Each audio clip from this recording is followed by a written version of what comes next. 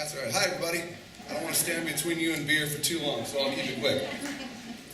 My name is Jack Storey, and I work in economic development and all that fun stuff. But what's really important when it comes to this is that I'm fourth generation Collinwood, which is a neighborhood in Cleveland. And that's all that matters. Because this is what it looked like when my great-grandparents bought their house in that neighborhood for, I think it's $8,000 cash in 1936. And if you go here, when I inherited it, it looked like this. So, through a lot of all this fun little mapping, but what really matters is over there in the corner. Around this time, a woman named Cindy Barber bought an old ethnic hall and turned it into what is the Beachland Ballroom. I don't know if anyone's heard of that, but it's pretty famous amongst the indie music scene. And when she bought it, she was literally the only artist property owner in the entire neighborhood. And we had a 61% commercial occupancy, 39% vacancy. And now, in 10 years or a little bit more, you'll see that we've got some incredible people that have moved in. So if we go now, this is where we're at, 89% occupancy. Now that doesn't sound like a whole lot of change, but it's almost 30%. That's pretty incredible. The thing about it is, it took that anchor, and people talk about this all day, it took that anchor. It took Cindy, and now we have 14 artist property owners. Not renters, not leasers, they own that property, which is an incredible thing. My boss is the genius behind that, really. But 8 artists also bought homes in this neighborhood, ranging anywhere from $6,500 homes to about $69,000. That brings us to the real problem, though, which is that my neighborhood has 4 distinct districts and 4 distinct corridors. This was for the longest time our most important and significant corridor. East 185th Street is a mile-long retail corridor. At the end of it are 5 major institutions, 2 of which fight each other all the time, 1 of which is trying to figure itself out, 1 of which is hidden behind all 3 of the other ones, and 1 which is on the complete opposite side of the street, the other end. So, it's 5 major institutions that account for, sorry, you don't have control of your own. They account for 12,113 employees, and we don't know how to reach any of them right now because when we started Waterloo, which is the street I just talked about, this was still a thriving district. We didn't have to think about this the same way that we do now. So in about 2006, when we were in the middle of putting all this money and effort into Waterloo, this started to decline and we didn't realize it, or we didn't realize it as quickly as we should have. We didn't have the assets. We have a 7-man staff at the CDC that I work at. It's pretty small. And we have a lot of things, and we were working on this plan for years and years and years. We couldn't just shift focus. So now we have to figure out what do we do with a retail corridor that up until that point, even through a depression, had really sustained itself. What do you do, and how do you look at that? We've got 22,000 residents. This is all within a mile radius. And part of that mile is water, because it's on the lake. So that's 22,000 residents, 12,000 plus employees, 37 vacancies. Now that doesn't sound like a whole lot when you see that there's 144 occupied spaces, but that 37 vacancies number is a lot of square footage.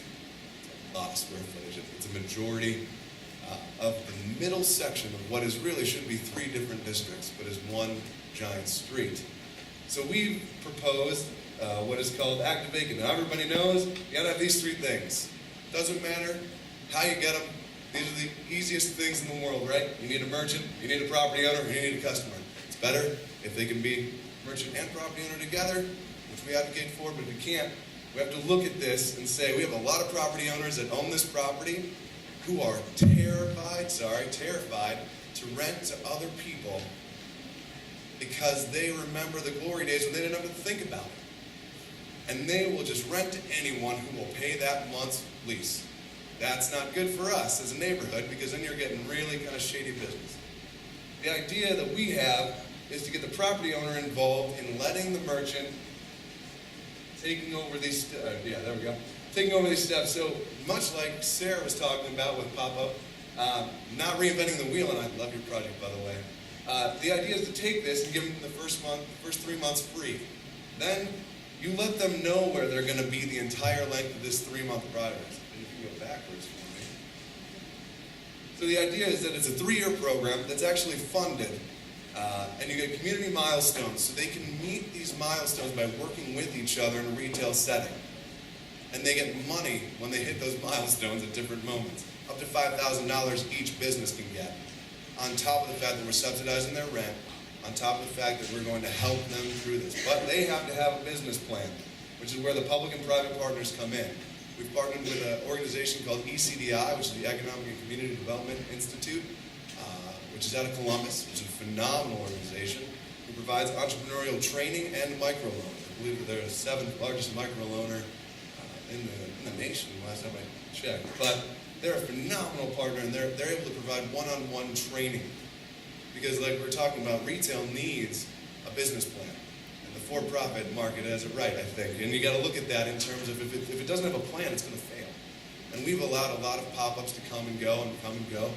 We need them to kind of focus on having a plan and working with private partners to really figure out what they're doing. And again, they hit on and offline. So anybody that's going to be a part of this pilot program has to prove that they know how to use the internet to sell their products, or at least have a plan on how to try. Because we don't have the foot traffic and we can't promise anything. We can promise and subsidize rent, we can promise all this. We can't promise your business is going to work. So you have to prove to us that you have a plan that doesn't revolve around people walking up and down 185th Street right now. One-on-one training. All right, so by working together, they can earn this grant money, and I think I don't have an issue incentivizing things for people. And I think that's one of the big things that we always struggle with, especially in the nonprofit world. You're almost afraid to say what it is. You know, like, oh, well, you should be here because it's the right thing to do, and you should be here. Yeah, that's great, but you really need that money. As an entrepreneur, you need that money. You need that help. You need that funding. And to incentivize it by saying, like, well, if you work together and take out a mutual ad in the Scene magazine this month promoting your businesses, we'll give you $1,000 each. That's a powerful motivator, and it gets them to start thinking about working together. And when they start to work together, they'll realize that it's cheaper to work together and easier and better to work together. We shouldn't expect that they just come to that conclusion, because a lot of the times, especially in a neighborhood that has an age diversity of about, I think the gap between myself, I'm 30, and probably the next youngest business is probably 25 years or so.